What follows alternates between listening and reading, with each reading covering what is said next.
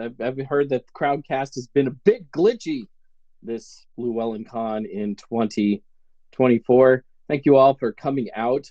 You might have noticed that this is called Raymond Buckland International Man of Mystery. If you were wondering if Raymond Buckland was a spy, he was not a spy.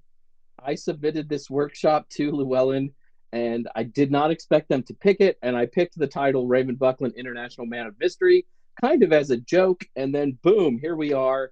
They picked it. They did not find it funny or didn't get the joke. So there we are. Um, I'm going to do a little slideshow while I talk through this, and it'll be fun. I hope. Share this screen. I don't want to share that screen, but we can do it this way. So I hope everybody can see that. That is Raymond Buckland, International Man of Mystery, the original Austin Powers, so to speak. I am actually writing a biography right now on Raymond Buckland that will be out probably about this time next year. They're thinking May, June of 2025, which is probably why I am doing this particular workshop. So that's something I'm very excited about, and I can't wait to share the whole thing with you. This is a little teaser about some of the things in the book, some of the things that I find most interesting. If you're not familiar with Raymond Buckland, he was one of the first modern public self-identifying witches in the United States, and he is probably most well known for the complete book of witchcraft, which a lot of us call the Big Blue Book, or Uncle Bucky's Big Blue Book is what I like to call it back when I was a young man in Michigan in the early 90s. So Buckland is important because, as I said, he was one of the earliest American witches. He was actually not born in the United States. He's British. He and his wife, Rosemary, and their two boys immigrated to the United States in 1962. And that was the year that Raymond first got really interested in witchcraft.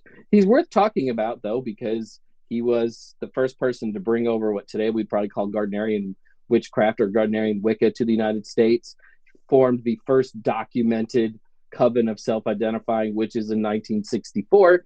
And then he also wrote a bunch of books that were bestsellers then and are bestsellers now. The first big bestseller that Raymond wrote was Practical Candle Burning Rituals. You can see that there on the bottom on the left. That's the new cover. It's changed covers a couple of times. The Tree, which is his book about Seax Wicca, which was a tradition that he created. Obviously, the Big Blue Book. And if you are part of the spiritualist community, you might be familiar with the Big Red Book. In addition to being witch, Raymond was also a very committed spiritualist. He used to teach at places like Lilydale. And in 1993, he released a book called Doors to Other Worlds, which is about communicating with spirits.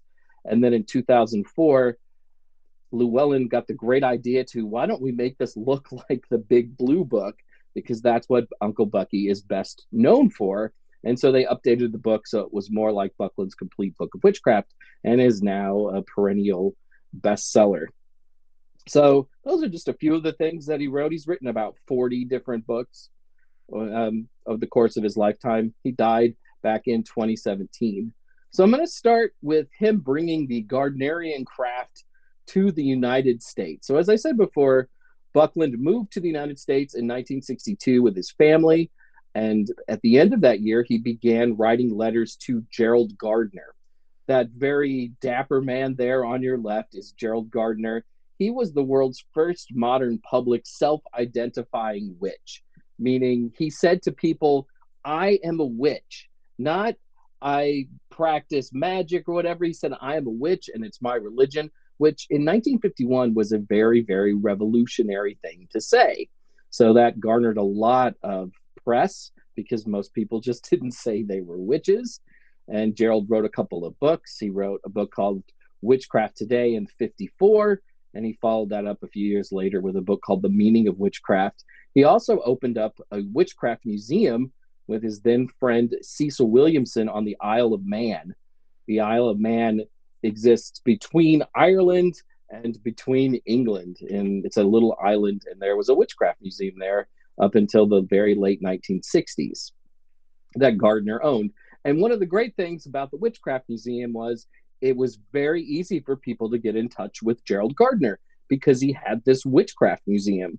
So people who were interested in witchcraft could write Gerald letters. And Raymond Buckland wrote Gerald some letters. We don't have any copies of what Raymond wrote to Gerald, but Buckland was very good at holding on to things and keeping things and documenting what he had done. And so he held on to the letters from Gardner and set them aside. One of the things that we don't think about a whole lot today was back in 1962, 1963, in order to be a witch, the only road most people had was to be initiated as a witch. There were no how-to books. You could either be initiated into Gardner's witchcraft or possibly create your own, but that's a pretty daunting task. And most people, I think, didn't realize they could create their own witchcraft, so they would write to Gardner seeking initiation and further instruction on how to be a witch. But Gardner didn't initiate Raymond Buckland. He was initiated by this woman here on the left, Monique Wilson, whose craft name was Llewellyn. In March of 1963, Gerald Gardner gets a letter, or late February of 63, Raymond Buckland gets a letter from Monique Wilson saying, Gerald has instructed me that I will be taking care of his correspondence. And if you want to learn more about witchcraft, you have to write me letters now. So Monique was speaking with the authority of Gerald Gardner. Gerald was pretty old by this time and often spent a lot of his summers or winters abroad anyways. So he would not have been really available to write a whole lot of letters. But Monique had the time to write letters, and she wrote to pretty much anyone who wrote Gerald Gardner who lived in the United States, which includes Raymond Buckland, of course. Monique's letters are not particularly warm and friendly at first, and she really kind of tries to dissuade Buckland from being a witch. But his letters are full of all of this energy and passion about being a witch, and eventually kind of, endears himself to her. There were a few other Americans at this time who were also interested in being initiated into the craft, but for whatever reason, all of that kind of fell by the wayside. And eventually, Monique said, if there's going to be Americans initiated into this type of witchcraft that we do, you're probably going to be the first. So at the end of November in 1963, Raymond Buckland travels to Perth, Scotland, where he's initiated by Monique Wilson and her husband, Scotty, and becomes a witch. Over the next couple of days, he's elevated to the second and third degrees. If you read biographies of Raymond Buckland, it will often say that his wife Rosemary went with him to Scotland during this period, but she didn't. She stayed at home with their two boys because they couldn't afford to send both Bucklands to the UK, and they also didn't have anyone to watch the kids. So it was only Raymond who went, and then when he gets back in December, he initiates Rosemary into witchcraft and then elevates her to the second and third degrees. Pretty much the moment Raymond gets back from Scotland, he starts doing witchcraft with people. First of all, with his wife Rosemary, and you can see Rosemary there on the left, and of course that's Raymond there holding the athame. Even before they started a witchcraft coven with other people, they were hosting other individuals who were interested in witchcraft at their house, talking about the craft. They probably weren't doing any rituals because they didn't have access to rituals at this point. But when Raymond got back, he basically had a ready-made coven waiting for him, and he began initiating people with Rosemary in 1964. In late January, they initiated their first two witches into their coven out on Long Island. One of the people they would initiate a few years later is the man that you see there on the far right. That's Ed Fitch. Ed Fitch was in the military, and he had to travel a long way to get to Rosemary and Ray's house in order to do ritual. And one morning, they're sitting around the table talking about things, and Ed says, I've got this idea to maybe write new rituals that aren't related to what we do so we can do them with other people without breaking our oaths. And this is called the outer court. Again, witchcraft was really different in the 1960s. if you wanted to do witch ritual with people, you basically had to be an initiate, which was really difficult because maybe you weren't a candidate for initiation. And it also meant that a lot of people were initiated, maybe shouldn't have been initiated because they really weren't good fits, but you didn't know until you tried. The idea of the outer court, though, let lots of people do witchcraft, and you could kind of get a feel for what those people might be like in the initiates only circle. So Ed Fitch began writing these new rituals, and he wrote them with Rosemary and Ray's blessings. And Rosemary and Ray sort of said, okay, this is okay to share with people. Maybe you shouldn't share this. So while they did not come up with the idea of the outer court, they were really essential in the creation of the outer court. And eventually, this outer court book of shadows that Ed Fitch wrote began to spread throughout the American pagan underground throughout the late 60s and through the early 70s. Eventually, in the 90s, it was published by Llewellyn as a grimoire of shadows. But you can see through these pictures here that originally it was very much sort of we did this on our own and not necessarily a very professional looking production. In the late 60s, too, Raymond opens a witch museum. At first, it was in the basement of the house that he lived in. And then later on, it was in its own standalone place. And you can see a picture of that there on the bottom. The museum existed for about 10 years, and he ended up closing it in the early 70s. And for a long time, everything in the museum just stayed in storage. But we'll come back to the museum here in a little bit as we roll through these things. One of the things that Raymond Buckland helped invent in modern witchcraft is the idea of the threefold law. Most of you are probably familiar with this.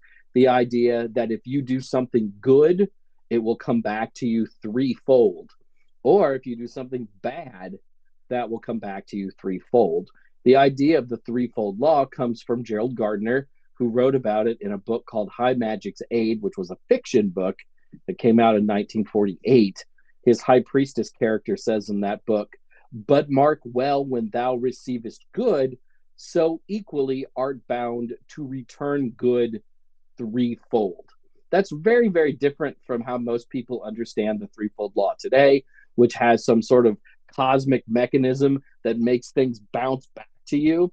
Gerald was just saying, if somebody gives you $3, maybe you should return that $3 three times. Not necessarily that you have to give people $9, but you should take what that $3 is worth and then spread that around three times, whether it's just being nice to people, maybe picking them up something, whatever, et cetera, et cetera. If you do good, if you get good, you should do good.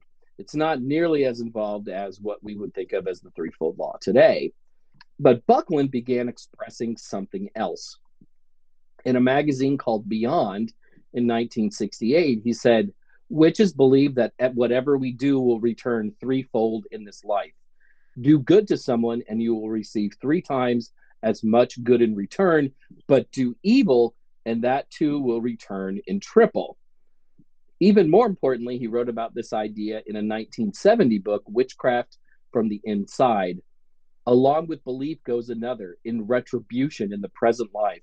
It is thought that whatever is done returns threefold. If good is done, then good will return threefold in the same life. But if evil is done, then that too will return threefold in this life. There's therefore no inducement for a witch to do any form of evil. Now, there weren't a lot of witchcraft books in the early 1970s, and really not until the 90s. So when something was in a book, it really traveled through witchcraft and pagan circles pretty quickly, especially when it was coming from somebody that was as well known as Raymond Buckland. There's also another reason for this idea of the threefold law, and it's good PR. So early witches were very, very worried about how people were going to react to the idea of witchcraft and tried to do whatever they could so that people would look favorably upon witchcraft. So ideas like the Wiccan Rede and the threefold law said, oh, we're not going to do anything bad. We're not allowed to do anything bad. And if we do something bad, it's going to come back and hurt us. So why would we do anything bad? I apologize for the cough. So I think Buckland was just a good student of PR and thought that this was a good take so that people would not be scared of witches. In 1974, Buckland released a book called The Tree, the complete book of Saxon witchcraft. And again, I'm really sorry for the cough. I've been on the road a lot and talking a lot, and it's getting to me. And this book does two really amazing things that have kind of stayed with us today. So, Buckland left the Gardnerian tradition and started his own tradition, which he called Seax Wicca. The idea of Seax Wicca is he's going to use the Wiccan framework and then put a Saxon or Viking cloak on that witchcraft. So, like the god maybe is named Woden in Seax Wicca, which is another form of Odin. So he starts this new tradition, and in that tradition, he writes about the Sabbats. And up until this point, the Sabbats go through a lot of different names. Gerald originally called them February Eve, May Eve, August Eve. And by the time he wrote his second book, Gardner was calling them Candlemas, May Eve, Lammas, and Halloween. But in 1974, Buckland uses the Irish Celtic names of Imbolc, Beltane, Lunasa, and Samhain. He wasn't the first person to use these names. However, being a big important witch and putting them in a book popularized these names further. And today, these are pretty much the names that everybody uses for the Sabbats. I'm not saying he started this tradition, but he certainly helped popularize it, and he could have called them something else and chose not to. There's also another really important thing in this book, which was really, really revolutionary for witchcraft in 1974. I've already talked a little bit about initiation. Initiation has always been associated with witchcraft. If you go back to the time of the witch trials, people believed you had to be initiated by the devil in order to be a witch. Most of the spokespeople for witchcraft in the 60s and the 70s and the 1950s were all part of initiatory traditions. Usually when we see people, pictures of people getting initiated, we see Alex and Maxine Sanders, who you can see there on the left, or their initiates, Janet and Stuart Farrar. So this idea of initiation with groups of people was really prevalent in witchcraft. Even in the early 1990s, when I was starting out, people would be like, who initiated you? And if you told them no one, they'd be like, oh, you're not really a witch. But in 1974, in The Tree, Buckland includes a self-dedication ritual, which he says is the equivalent to being initiated in his tradition, Seax Wicca. And this is a really big thing because this just wasn't happening at the time. And the little self-dedication initiation ritual is really pretty. This is a little snippet of it. Grant me that which I desire, permit me to worship the gods and all that the gods represent, make me a lover of life and all things. Well do I know the creed that if I do not have that spark of love within me, then I will never find it without me. Love is the law and love is the bond, and this do I honor above all else. I love that. Love is the law and love is the bond. That just sticks with me. I think Buckland really found power in initiation ceremonies. They are really transformative if you've never gone through one. It's just something really affirming to say out loud, I am a witch, whether that's just in the presence of deity and your ancestors or in the presence of other witches. So I think he wanted to make sure that that experience was available to anyone who was interested in the experience. So in The Tree, you have that self-dedication initiation ritual. And then I want to finish by talking a little bit about the big blue book. So if you see that gentleman there on your left, that's Stephen Intermill, who runs the Buckland Museum in Cleveland, Ohio today. Stephen is a really great guy. That picture doesn't do it justice because right now he has this really awesome mustache, and I don't have a current picture with the awesome stash. But anyways, if you go to the museum and Stephen likes you, he'll give you a tour of the museum, and it's really cool to have a tour of the museum with Stephen, and he'll take you to a case I think it's a big glass case. And in that big glass case is that 5-subject notebook you see there in the middle of the slide. And Stephen will tell you, this is where the Big Blue Book comes from. This is the origin of Uncle Bucky's Big Blue Book. And Stephen's right. And Stephen, as much as I love him, is a little bit wrong. So a lot of the Big Blue Book comes from this 5-subject notebook. And a lot of it also comes from what you see on the left, the CX Wicca Seminary Saxon Witchcraft Home Course. Raymond was not the first person to offer a witchcraft correspondence course, but he was one of the earliest ones to offer a correspondence course, and he personally graded everything that anyone sent him in his course. One of the things about the course was you pay a little bit of money, and then you get these materials, and then Ray would grade your thing and whatever else. It was really time-consuming for Ray, though, and he didn't want to see it sort of slip by the wayside, so he wondered if he could turn it into something that was not as specific about his tradition. So he ended up buying this big notebook from Kmart, and I love that you can still see the little price tag from Kmart on it. And he began to sort of redo what he had already done. What's really amazing about this as a document, this spiral notebook, is his thoughts were really complete. And when you go through it, there are not a lot of crossed out lines. He knew exactly how he was going to change things, and it all reads pretty much like it would in Big Blue. And he would also put things in there like take out excerpt from the witchcraft, like from the meaning, or not the meaning of witchcraft, but from Witchcraft from the Inside, which was one of his 1970s books. And, it's beautifully thought out. It's really surprising because as a writer, oftentimes you're marking out lots and lots of stuff as you change your mind. But Ray knew exactly what he wanted to do with the book. And there it was, all in that notebook. And then he decided that he was going to get this published, and he went to Llewellyn. Llewellyn Publications had published Practical Candle Burning Rituals and Witchcraft from the Inside, and he'd had a long history with them. So he sends in the Big Blue Book. While I was at Llewellyn in March of last year, I got to see some notes on the creation of the Big Blue Book.